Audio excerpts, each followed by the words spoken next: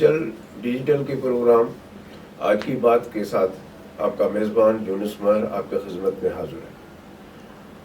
ناظرین، جیسے آپ کو پتہ ہے کہ ہم یہ پروگرام تو معمول میں کے مطابق سندھی میں کرتے تھے، مگر آج ہم یہ پروگرام اردو میں کر رہے ہیں۔ اردو میں کرنے کی وجہ یہ ہے کہ آج ہمارے جو گیسٹ ہیں وہ اردو میں بات کرنا چاہتے ہیں، اور ویسے بھی ہمارا یہ اسلوب رہا ہے کہ جس زبان میں ہمارے گیسٹ زیادہ آسانی محسوس کر سکیں، اگر انگریزی میں بات کرنا چاہیں تو انگریزی میں بھی کر لیں، اور اگر اردو میں کرنا چاہیں تو اردو میں بھی کر لیں، اگر سندھی میں کرنا چاہیں سندھی میں کر لیں، کیونکہ زبانیں تو ویسے بھی ایک محبت کا پیغام ہوتی ہے۔ جو بھی زبان میں جو بھی آدمی بات کرتا ہے وہ اپنی ایک محبت کی بات کرتا ہے، یا اپنا مدعل جو ہے وہ آپ دوستوں سے شیئر کرتا ہے۔ تو آج ہماری خوش قسمتی ہے کہ ہمارے پاس سپریم کورٹ کے سینئر وکیل جناب امجد جاوید ہاشمی صاحب موجود ہیں۔ آج کا ہمارا ٹاپک ہے کہ جو بھی آئینی ترامیم ہوئی ہے، یا جو کل کی عدالت تھی، جو آج کی عدالت تھی، اس پہ ہم امجد صاحب سے گفتگو کریں گے۔ سو امجد صاحب، پہلے آپ اپنا تھوڑا مختصر تعارف ہمارے مختصر تعارف تو یہ ہے کہ تعلیم میری، چونکہ میں پنجاب میں ملتان کو بلانگ کرتا ہوں، تعلیم میری ابتدائی یونیورسٹی تک پنجاب میں ہوئی، پنجاب یونیورسٹی میں۔ اس کے بعد حسب روایت ایم اے انگلش کے بعد I became professor of English کے بعد سی ایس ایس کی کچھ نوکری، پھر وہاں سے اگلی ریٹائرمنٹ، اور اس کے بعد وکالت، اور اب بحیثیت ایڈوکیٹ سپریم کورٹ، خصوصی طور پہ ٹیکس کی کانسٹیٹیوشنلٹی، نیب، ایف آئی اے، منی لانڈرنگ۔ تو آپ سے سرائکی میں بھی بات کر سکتے ہیں نا؟ سرائکی میں بھی کر سکتا ہوں، لیکن وہ بات کرنے کے لیے ایک روانی چاہیے، کیونکہ سرائکی جو ہے وہ بھی ہماری سندھ کی سیکنڈ لینگویج ہے۔ سیکنڈ لینگویج، وہ کزنز ہیں، دے آر فرسٹ کزنز۔ جی ہاں، بڑی مٹھاس آپ کو۔ ویسے تو میری تو یہ ہے کہ زبانیں جتنی بھی ہیں یہ انسان کی تخلیق کاری کے گلدستے کے مختلف پھول ہیں۔ ہاں سر، بالکل، اور یہی ہم سالوں سے اس حقوں کو اور اس اسٹیبلشمنٹ کو سمجھاتے آ رہے ہیں کہ یار یہ جو گلدستہ ہے اس میں مختلف پھول ہوں گے، ان سب کو عزت دینی چاہیے، تو پھر یہ لوگوں کا بھی اعتماد بڑھے گا اور ملک کی ترقی بھی ہوگی۔ سر، یہ جو 26ویں آئینی ترمیم ہوئی ہے، اس حوالے سے بڑا بحث بھی ہوا، اور راتوں رات بڑی سرگرمیاں بھی ہوئیں، اور پھر پی ٹی آئی والوں نے اور مختلف پارٹیوں نے اس پہ احتجاج بھی کیا ہے۔ اختر مینگل صاحب نے بھی احتجاج کیا، دوسروں نے بھی احتجاج کیا۔ کسی نے کہا کہ وہ 12 سال کا بچہ لے گئے، اس کو کڈنیپ کر لیا، کسی نے کہا کسی کی بیوی کو لے گئے، کسی کے میاں کو لے گئے۔ تو یہ سارا، اور جو ہمارے پاس متن آیا ہے اس میں تو ایسی کوئی بات تو نہیں ہے جو ایسی ہو جو پسندیدگی کے نگاہ سے نہ دیکھی جائے۔ آپ کا کیا خیال ہے؟ آپ آئینی طور پہ اس کو کیسے سمجھتے ہیں؟ نہیں، دیکھیں نا، پہلی بات تو یہ ہے کہ آئین میں جب بھی تبدیلی کی جاتی ہے تو اس کا واحد مقصد یہ ہوتا ہے کہ عام آدمی جو ہے اس کی آنے والے کل کی زندگی کو بہتر کرنے کے لیے، کس طریقے سے بہتر کیا جائے، بہتر کرنے کے لیے، چونکہ بادشاہی دور نہیں ہے، جمہوری اور عوامی دور ہے، لہذا کوئی بھی بہتری جو ہے اس کے پیچھے قانون کی اجازت ضروری ہے۔ اس قانونی اجازت کا ایک بڑا نام ہے آئینی ترمیم۔ اچھا، بذات خود آئین کیا ہے؟ میری نظر میں آئین یہ ہے کہ آج کا جو دور جدید کا جو عام آدمی ہے اس کو دنیا کے تمام جو دستور ہیں انہوں نے تسلیم کیا ہے کہ اگرچہ الفاظ میں وہ عام شہری بولا جاتا ہے، سمجھا جاتا ہے، لیکن مانوی انداز میں وہ بادشاہ وقت ہے، عام آدمی، عام آدمی۔ عام آدمی۔ یہ ہے جتنے بھی تحریری دستور ہے دنیا میں، ان کو آپ گہرائی اور گہرائی سے پڑھیں تو عام آدمی بادشاہ وقت ہے۔ اس بادشاہ وقت کے 3 ملازمین ہیں، 3 خادمین ہیں۔ اس بادشاہ وقت کے 3 خادمین کو مقننہ، انتظامیہ اور عدلیہ کہا جاتا ہے۔ کس انداز میں، کس تواضع سے، کس توازن میں اس بادشاہ وقت کی 3 خادمین نے خدمت کرنی ہے تاکہ اس عام آدمی کی بادشاہی کو برقرار رکھا جائے، تر و تازہ رکھنا ہے، تر و تازہ رکھنا ہے، شاداب بھی رکھنا ہے، شاداب رکھنا ہے۔ اس شادابی کے پس منظر میں یہ جو 3 خادمین ہیں، مقننہ اور عدلیہ اور انتظامیہ، ان کا ایک تحریری ڈیوٹی روسٹر جو ہے وہ دے دیا گیا ہے کہ آپ کے حدود یہ ہیں، آپ کے حدود یہ ہیں، آپ کے حدود یہ ہیں۔ ٹھیک ہے۔ وہ ڈیوٹی روسٹر جو ہے نا، وہ آپس میں سوتنوں کی طرح نہیں لڑ سکتی، جو کہ ہمارے ملک میں انفارچونیٹلی ہو رہا ہے۔ ٹھیک ہے، ان سب نے، اگر کوئی سوتن ہے بھی تو ہمارے ہاں اجازت ہے نا سوتنوں کی، تو سوتنوں نے اسی خامد کی ہی خدمت کرنی ہے۔ تو یہاں تو سبقت لینے والی بات ہے کہ ایک ادارہ کہتا ہے کہ میں کیسے اس پہ سبقت لے جاؤں۔ اب یہ میں نے اپنی ابتدائیہ میں آپ کو بات ایک کہہ دی کہ آئین کو جو عام طور پر صبح شام ایک جذباتی سی گفتگو ہوتی ہے، اس طرح نہ سمجھے۔ دور جدید میں عام آدمی کو مانوی انداز میں دستوروں کی زبان میں، دستوروں کی دساتیر کی روح کے اندر بادشاہ وقت تسلیم کیا گیا ہے، اور اس کے بادشاہ وقت کی ہمہ وقت خدمت کے لیے اور اس کی بادشاہی کو قائم رکھنے کے لیے 3 خادم مقرر کیے گئے۔ ٹھیک ہے، اب ہم کیا دیکھ رہے ہیں، اور پاکستان کے جو پرسپیکٹو ہے اس میں ان 3 خادمین کا جو ہے، تو اس میں آپ عدلیہ کے حوالے سے آپ کیا سمجھتے ہیں کہ آج کی جو عدلیہ ہے اس کا کیسے کردار ہے؟ اس کے فیصلوں پہ تو ہم بات کر سکتے ہیں نا۔ دیکھیں، پہلی تو بات یہ کہ عدلیہ کے پاس سوائے فیصلے دینے کے اور ہوتا کیا ہے؟ مگر اس میں تو آدمی، مطلب اس ملک کی قسمت عدلیہ نہیں لگی رہتی ہے سر۔ نہیں، وہ ٹھیک ہے، لیکن وہ عدلیہ جب فیصلے دے گی، وہ جو میں نے پھر کہا ہے کہ دستور کے اندر جو لکھا ہوا انداز ہے اس کے اندر فیصلہ دے گی کہ تاکہ بادشاہ وقت خوش ہو جائے، یا کچھ مفاد پرست ٹولے جو عام آدمی کی بادشاہت میں خوش نہیں ہیں، رخنہ ڈالنا چاہتے ہیں، ہاں ان کے لیے کام کر رہے ہیں۔ کیونکہ عدلیہ، مقننہ اور انتظامیہ میں ایک اور چیز بھی ذہن میں رکھ لیجیے کہ جو وقت ہے وہ ہر وقت بہتا دھارا ہے، بالکل تبدیل ہوتا رہتا ہے، اور یہ جو خادمین ہیں دے آر مینجمنٹ کی لینگویج میں agents of change. Agents of change, بالکل۔ اچھا، ایک کون سی چینج ہے؟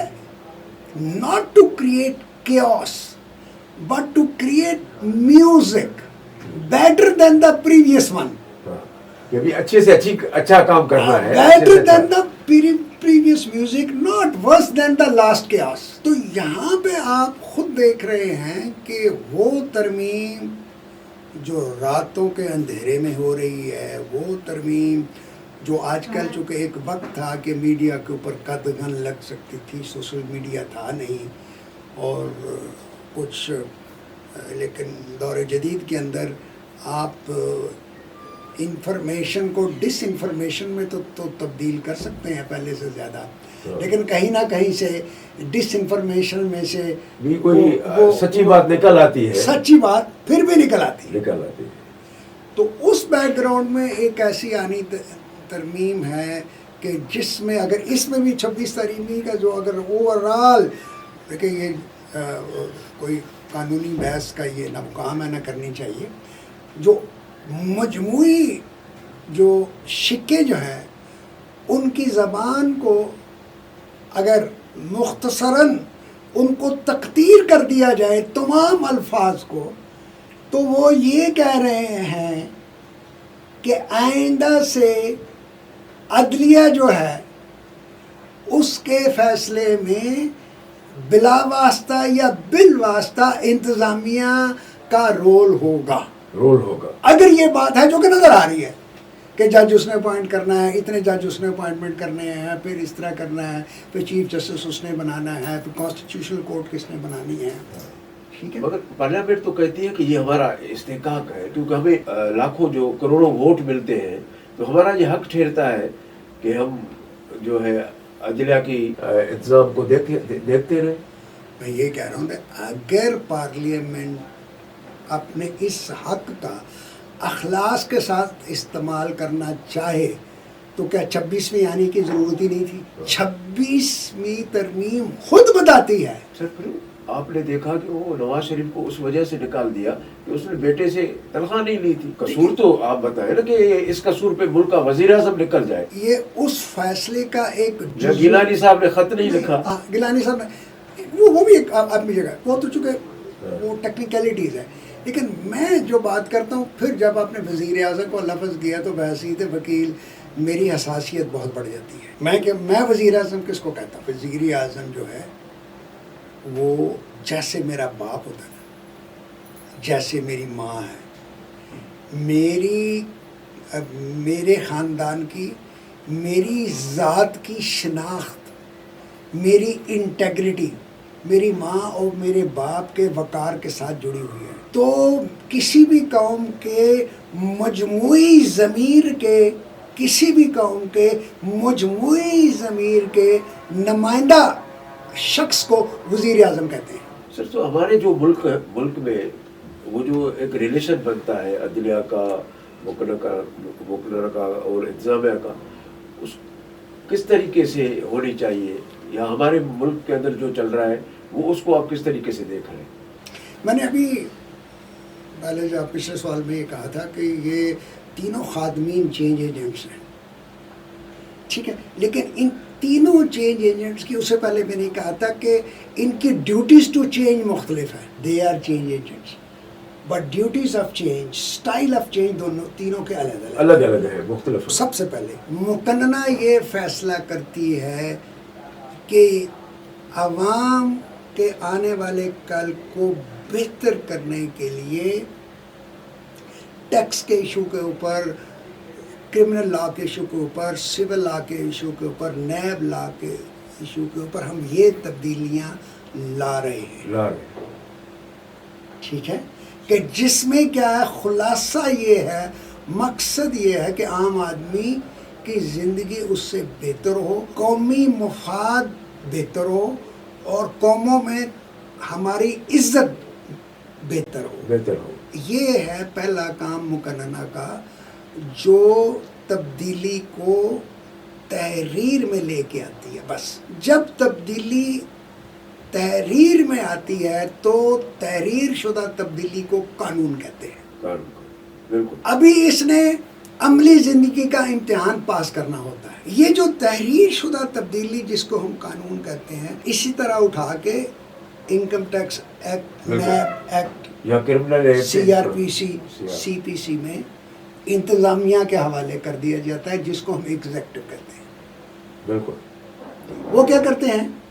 وہ جو قوانین الفاظ میں لکھے ہوتے ہیں، اس کو جو عملی زندگی کے روزمرہ کی حقیقتیں ہیں، اس کے تناظر میں اس کو لاگو کرنے کی کوشش کرتے ہیں، کہ روز کی جو ضرورت ہے، جو بھی ہے، جو بھی روزمرہ کی حقیقتیں ہیں، پراپرٹی کا مسئلہ ہے، ٹیکس کا مسئلہ ہے، ٹریفک کا مسئلہ ہے، کرپشن کا مسئلہ ہے، فوڈ اڈلٹریشن کا مسئلہ ہے، جتنے بھی مسائل ہیں، جو بھی سوسائٹی کے مسائل ہیں، وہ پھر عام آدمی کی حقیقی زندگی اور انتظامیہ کے لاگو کرنے کی جو طاقتیں ہیں ان میں ٹکراؤ ہوتا ہے. عام آدمی کہتا ہے، عام آدمی کا نمائندہ وکیل یہ کہتا ہے کہ ایس پی صاحب، کمشنر صاحب، چیئرمین نیب صاحب، یہ جو اس سیکشنز میں یہ جو 2 لائنیں لکھی گئی ہیں، یہ جو 2 پیرے لکھے گئے ہیں، اس کی تعبیر میری نظر میں وہ نہیں ہے جو آپ چاہ رہے ہیں.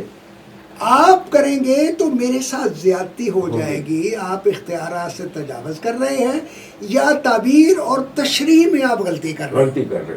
اب یہاں تک آ گیا. بالکل.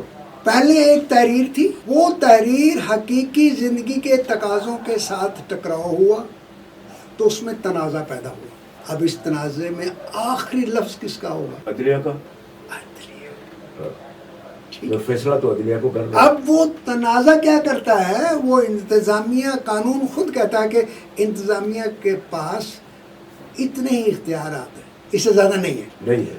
اگر عام شہری اس انتظامیہ کے لاگو کرنے کے اختیارات میں تجاوز دیکھتا ہے، ناانصافی دیکھتا ہے، تو اس کو چیلنج کرے گا. اس کو وہ چیلنج. اب وہ چیلنج کر کے وہ پھر عدلیہ کے پاس آتا ہے.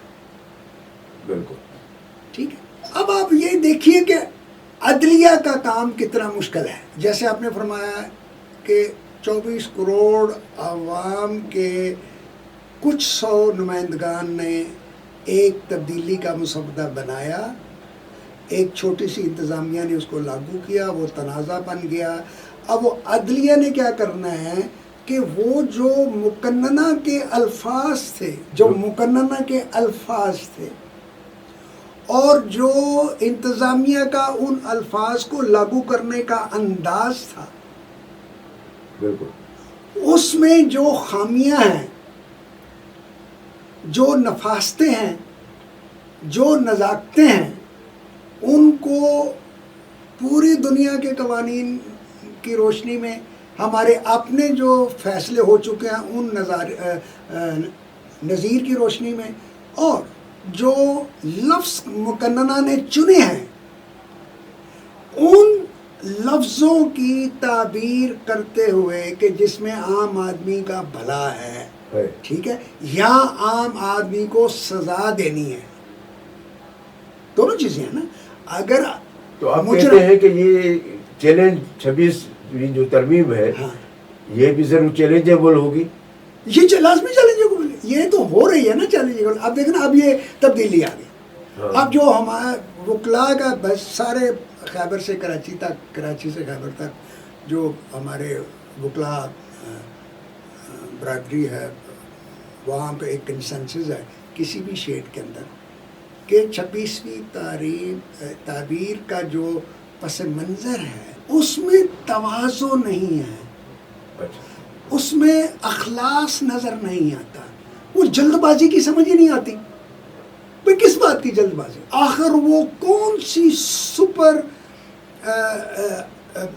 سپر ایمرجنسی ہے کہ ایک لمحے کے لیے ہم کہہ دیں کہ یہ اگر مثلا 3 دن پہلے تک یا 2 دن پہلے تک 26ویں ترمیم نہیں آئی تھی، آج آ گئی. تو مجھے یہ بتائیے ان 2 دنوں کے اندر پوری پاکستان کی یا عام آدمی کی مجموعی زندگی میں کوئی تبدیلی آئی جو اس ایمرجنسی کو جسٹیفائی کرے؟ وہ تو نہیں ہے، مگر جو فیوچر میں ہے، فیوچر میں جو اختیارات تھے، عدلیہ کے اختیارات ہیں، اس پہ قدغن لگ گئی ہے.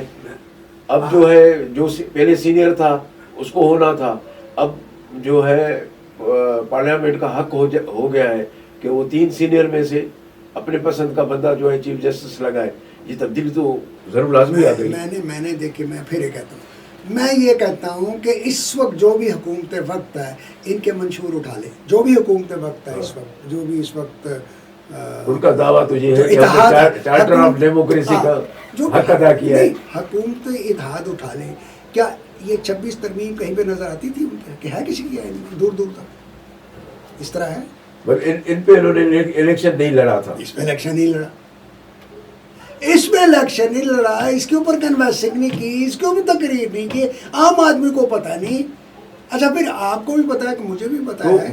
وکلا، آپ جو ہے جو وکلا کی تنظیمیں ہیں, آرگنائزیشن ہے, سارے پاکستان میں ہزاروں کی تعداد میں وکیل ہیں, تو آپ کیا سمجھ رہے ہیں کہ فیوچر میں کوئی اس 26ویں ترمیم کے خلاف بھی کوئی تحریک, جو ماضی میں تحریکیں ہو وکلا کی تھی, کوئی ایسی کوئی تحریک چل سکتی ہے؟ مجھے تو مطلب تحریک تو خیر چھوٹی بات, تحریک سے مجھے تو تحریک کے بغیر ہی کام ہو جاتا ہے. جس طرح ہم نے یہ 73 کے آئین کے اندر جو عدلیہ کی آزادی ہے اس کے اندر ہم کجی پیدا کر رہے ہیں. مطلب ایک ہم نے بیریئر لگا دیا ہے کہ بھائی رکو. اب عدلیہ کی آزادی میں اگر کجی پیدا ہو رہی ہے تو نقصان کس کا ہے مجھے یہ بتائیے؟ ان طاقتور طبقوں کا یا عام شہری کا نقصان ہوگا اس میں؟ سر وہ تو بات آپ کی بالکل صحیح, مگر اس عدلیہ کو جب اختیارات تھے تو کہہ رہے ہیں کہ اس عدلیہ کو اسٹیبلشمنٹ نے استعمال کیا ہے عوامی حکومتوں کے خلاف. میں پھر یہ کہتا ہوں کہ یہ عوامی حکومتوں کے خلاف استعمال کیا ہے یا جمہوری حکومتوں کے خلاف, اگر یہی سمجھ لیں عوامی نہ کہیں گے یا عوامی حکومتیں برضا و رغبت استعمال ہوئی ہیں. وہ کسی حد تک یہ بھی بات آپ کی صحیح ہے, مگر جیسے 2 وزیر اعظم نکال دیے, وہ تو میں پھر وہی کہتا ہوں کہ وزیر اعظم کا آنا, وزیر اعظم کا جانا, کسی ایک خادم کا آنا اور کسی خادم کا جانا ہے. ہماری گفتگو میں جو میں اوور آل جو گفتگو ہے اس میں شخصیت اور پوزیشن, پرسنالٹی اینڈ پوزیشن, ہمارے ہاں ڈیبیٹس میں بھی, سوشل میڈیا ڈیبیٹس میں بھی, انٹلیکچوئل ڈیبیٹس میں بھی یہ جو دونوں چیزیں ہیں, یہ پوزیشن جو ہے اس کی بڑی اہمیت ہے. حالانکہ یہ بے معنی چیز ہے. مطلب انٹلیکچولی آپ کہتے ہیں کہ ان کی اتنا وزن نہیں ہے, بالکل نہیں ہے. حقیقت میں یا جو سوسائٹی کے حوالے سے ان کی ایک اہمیت بن گئی ہے. وہ ہم نے خواہ بڑھا چڑھا کے بنا دی کہ وزیر اعظم بذات خود ٹھیک ہے جی, اگر ایک 18ویں 16ویں صدی کولونیل پس منظر میں ہم دیکھیں جی, وہ جی ڈاڈو وڈو سائیں آئے جی, بڑا طاقتور ہے. ہاں تو وہی آئین نے طاقت تو عام آدمی کو دے دی ہے. بھائی آپ کے پاس تو طاقت ہے نہیں, آپ تو خدمت گزار ہیں بھائی. اچھا خدمت گزار کے ساتھ ہم کیسا خدمت گزار چاہتے ہیں؟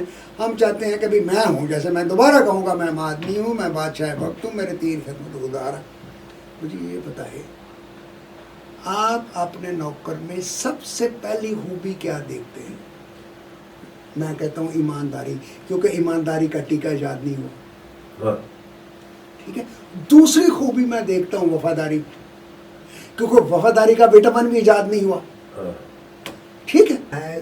جن کو میں نے نمائندہ بنایا ہے نا ایز اے ووٹر, تو اس میں اگر میں یہ 2 خوبیاں نہ دیکھوں تو میں کہاں جاؤں؟ تو اس پس منظر میں دیکھا جائے تو 26 آئینی ترمیم جو ہے اس کے اندر انٹیگریٹی اور لائلٹی ہے, یہ آپ کو نظر نہیں آتی. یہ نظر نہیں آ رہی. اس میں کچھ مقصد ہو سکتے ہیں فوری آنے والے کل کے یا بہت دور والے کل کے پس منظر میں. امجد صاحب آپ کا بہت شکریہ. ہمارا جو پروگرام کا خاص کر ڈیجیٹل جو پروگرام ہے اس کا دورانیہ بہت ہی کم ہوتا ہے, مگر آپ نے فلسفیانہ طریقے سے اور ایک چیزوں کو حوالے سے ایک نئی طرح بیان کی ہے. تو میں تو یہ چاہوں گا کہ ہم کئی پروگرام کریں اسی میں, کہ ایک ویکلی بھی پروگرام کریں. اگر آپ جب بھی آپ کو فرصت ملے تو آپ کا پروگرام ہونا چاہیے, کیونکہ ہم سمجھتے ہیں کہ یہ ایک ایجوکیشن ہے. آپ کا پروگرام جو ہے وہ عام آدمی کی ایک ایجوکیشن ہوگی, کیونکہ وہ آپ کے پاس جو سوچوں کے حوالے سے یا دیکھنے کے حوالے سے ایک اپنا زاویہ ہے کہ وزیر اعظم تو بڑا ہوتا ہے, مگر آپ تو کہہ رہے ہیں کہ خادم ہے. وہ کہہ رہے ہیں کہ عوام مالک تو عوام ہے, یہاں تو عوام کو کوئی خاطر ہی نہیں کرتا, نہیں لاتا, مگر آپ تو کہتے ہیں کہ بادشاہی تو عوام کی ہے. تو یہ ایک اچھی بات ہے, اچھا پیغام ہے. ہم آپ کے شکر گزار ہیں. انشاءاللہ پھر جو ہمارا نیکسٹ پروگرام ہوگا اس میں کسی اور ٹاپک کے ساتھ ہم عوام کی اس ایجوکیشن کو, اس انفارمیشن کو اور بہتر کرنے کی انشاءاللہ کوشش کریں گے۔ میں کوشش کروں گا کہ میں آپ کو کہہ رہا ہوں کہ اگلا خاص طور پہ ٹیکس ایک بڑا حساس معاملہ ہے ہمارے ہاں، لوگ بڑے دکھی ہیں اور ریڑھ کی ہڈی ہے کسی بھی معیشت، اس کا ایجوکیشن ہونا چاہیے لوگوں کے پاس، ٹیکس کا میں ایجوکیشن۔ انشاءاللہ تعالیٰ بڑی مہربانی، شکریہ سر، بڑی مہربانی، بہت بہت شکریہ مجھے یاد کرنے کا۔ ناظرین، آپ نے امجد جاوید صاحب کی باتیں سنی اور میں سمجھتا ہوں کہ ان کی باتوں پہ ہمیں غور کرنا ہے، اور ہم یہ چاہیں گے کہ انشاءاللہ وقتاً وقتاً امجد صاحب کو تکلیف دیں، اور جیسے امجد صاحب نے کہا ہے کہ ٹیکس کے مسائل ہیں، دوسرے مسائل ہیں سوسائٹی کے، اس کے حوالے سے ہم ایجوکیشن کریں گے انشاءاللہ۔ نیکسٹ پروگرام میں ہم پھر آپ کی خدمت میں حاضر ہوں گے، تب تک اپنے میزبان یونس مان کو اجازت دیں۔ اللہ نے کہا۔